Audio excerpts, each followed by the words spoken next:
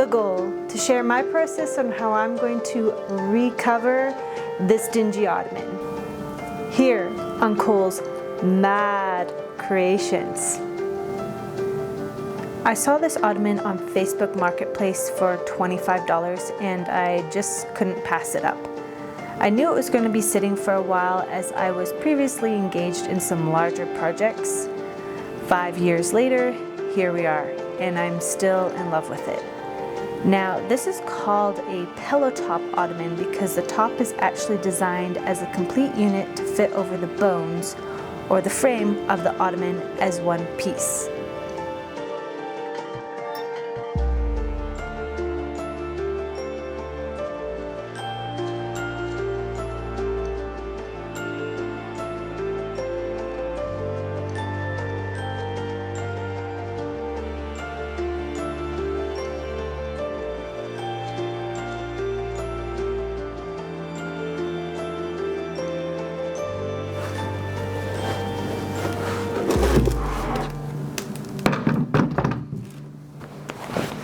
Now that I've taken it off of the ottoman, you can definitely see that it is designed as one complete unit.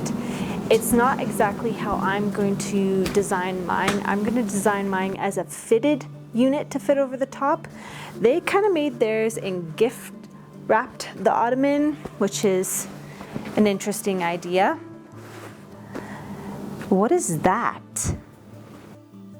Look at how thick these staples are. And this plastic bag is scaring me slightly. Hilarious. But let's put this aside for now. And bring in the bones, which is looking a little deflated. Webbing. Now I'm going to try and keep this short and sweet. Synthetic webbing, trash. Natural fiber, thumbs up. Now there are several different types of weaves of webbing which are indicated by colored stripes. Red is usually good for any type of base work. Black is usually good for any type of backrest work. Now when you're installing your webbing, you're going to need a tool called a web stretcher. And I have Googled this thing and I'm going to try and make it.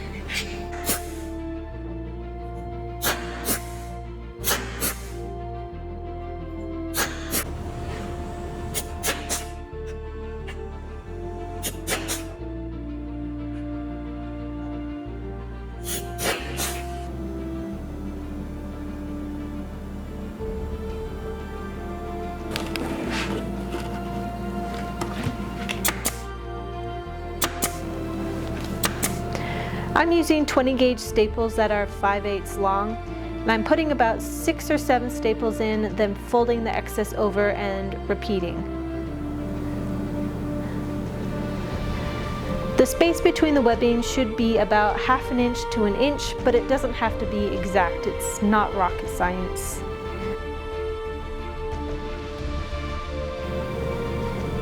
Here is where the web stretcher comes in. Your webbing should be drum tight and then repeat the same stapling procedure.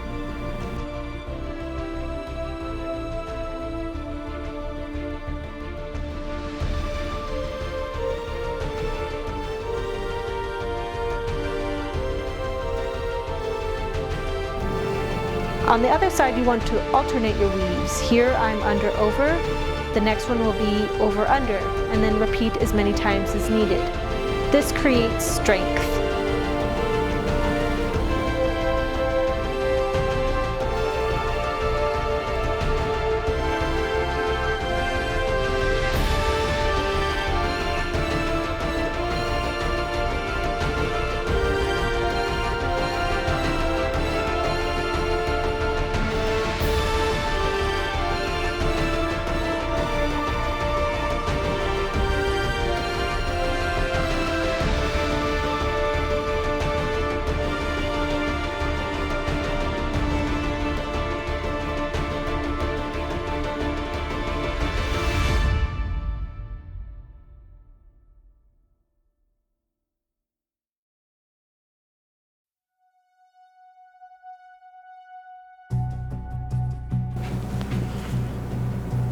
This is 3/8 thick foam and it's going flush to the bottom.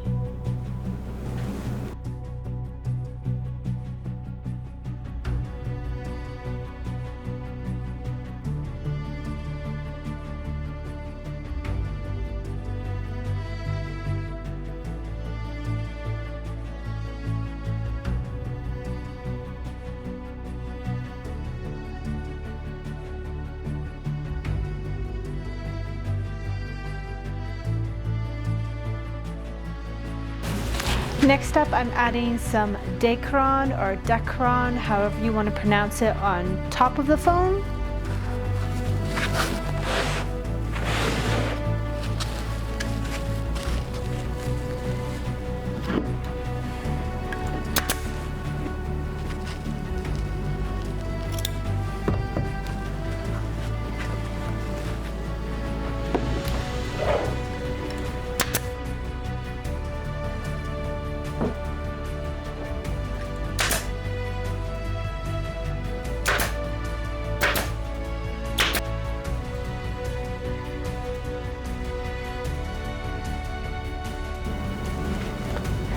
Apparently tearing the Dacron or Dacron will feather the edges so it won't look so sharp.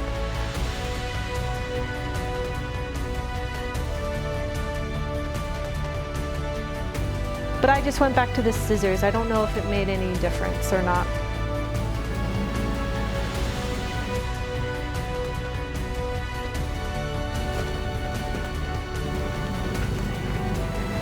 Adding this piece of canvas to the top will help secure the rough edges in place when installing the pillow top unit. Technically it's supposed to be burlap, but zero success in finding any of that.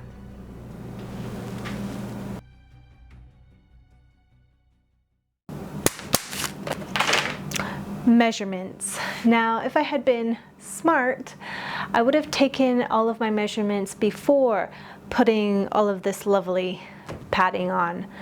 But in any case, I'm still going to need my cushion top, my cushion bottom, my cushion sides, my piping, and the 4 sides that make up the ottoman.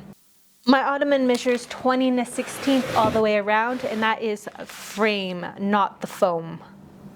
The height of my ottoman is 5 3/4, but I'm going to be adding 4 inches on top of that, and you'll see why later. On that 5 3/4, I'm also going to add 1.5 inches on the top. That's what's going to create that nice little pocket that's attached to the bottom of the cushion. My cushion is 20.5 by 20.5 by 3 inches medium foam. Don't forget to add your 1/2 inch seam allowance on each edge. That's going to be a post-it sticker for me.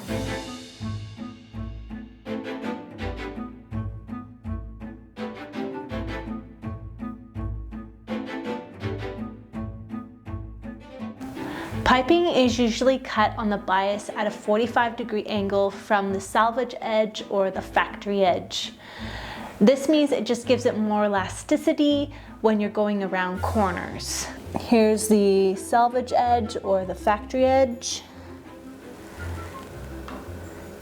And you can see that I've already started marking out my cording at a 45-degree angle. As I'm prepping my cording or piping, I'm using a zipper foot because I don't actually have a cording foot, but it seems to be working out. I'm cutting a small V, and this is going to help later when I'm lining everything up. I've got my ottoman sides here, one on top of the other, and I'm going to mark down that 1.5 inches plus my seam allowance, so that's 2 inches. And then I'm going to mark down 5 3/4. From here to here is where I'm going to sew. Here's your sewing tip. Start at that 1.5 inch mark and sew down towards the 5 3/4. This way, at that 1.5 inch point, everything will be consistent.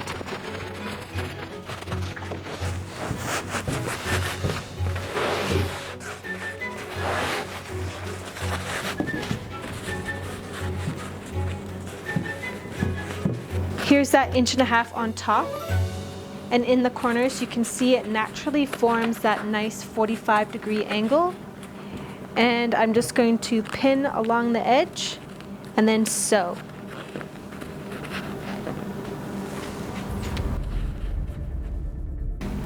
You want to make any adjustments before you cut your ends off and then refit it. Next, I'm going to want to attach the bottom of my cushion to my ottoman sides. This means I have to take everything off. Grab the bottom of your cushion and find center.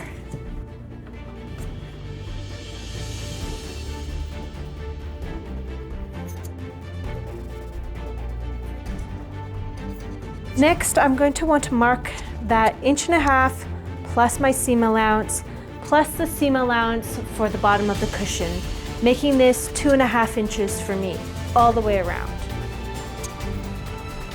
Grab your ottoman sides, and now you're going to line up those little V's that we cut earlier onto the center point, all the way around.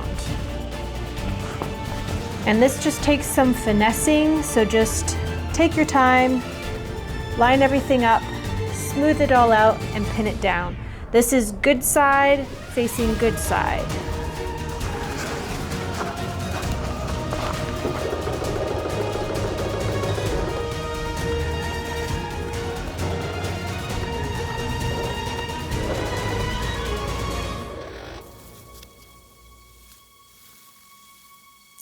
Nightmare.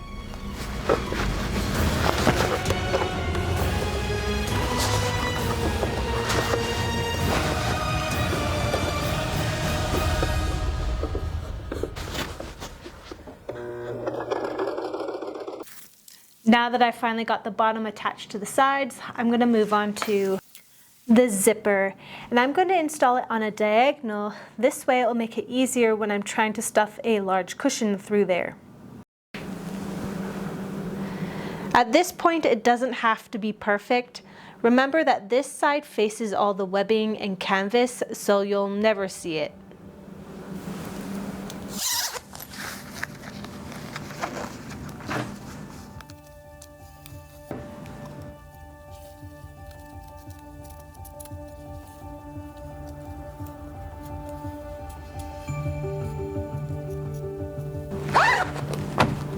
Let's put this aside for now and bring in the top of the cushion and the sides of the cushion. Start your cording in the center of one of your sides and leave the end fairly long, about 3 inches. This is just for aesthetic reasons. I have a helper.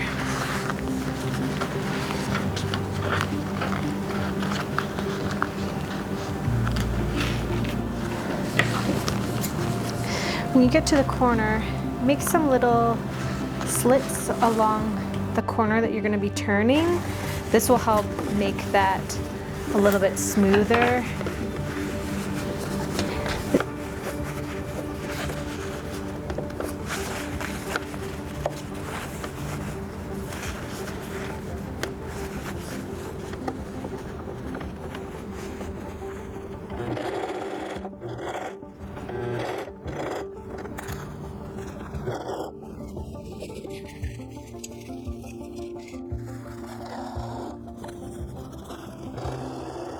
When you get to closing your piping, rip back the covers a couple of inches, move them out of the way, cross your piping or your cording, and cut through both at the same time.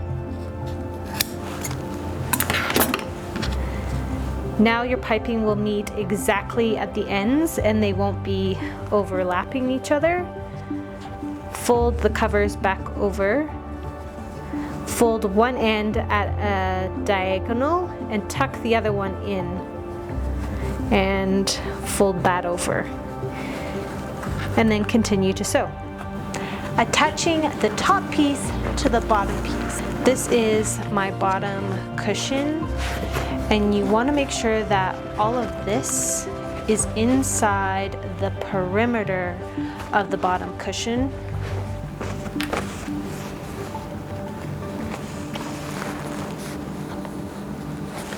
And then take your top cushion part and attach the boxing edge to the bottom of the cushion, right sides together, sandwiching your piping in between the two layers.